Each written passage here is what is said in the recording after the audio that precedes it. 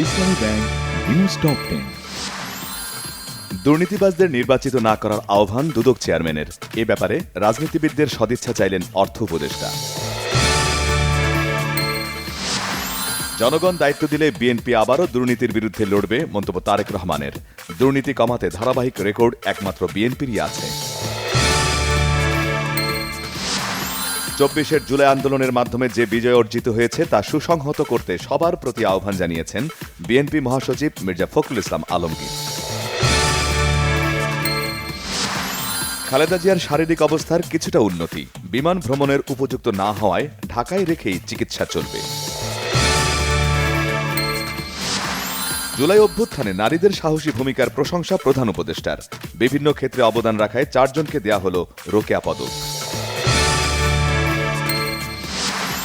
জুলাই আন্দোলন দমনে গণমাধ্যমকে ব্যবহার করে ছাত্রদের ভিলেন বানানোর চেষ্টা করা হয়েছিল, ট্রাইব্যুনালকে জানিয়েছেন হাসানাত আব্দুল্লাহ। গণমাধ্যম কর্তৃত্ববাদের বড় স্তম্ভ ছিল, মন্তব্য টিআইবির নির্বাহী পরিচালক ড ইফতেখারুজ্জামানের।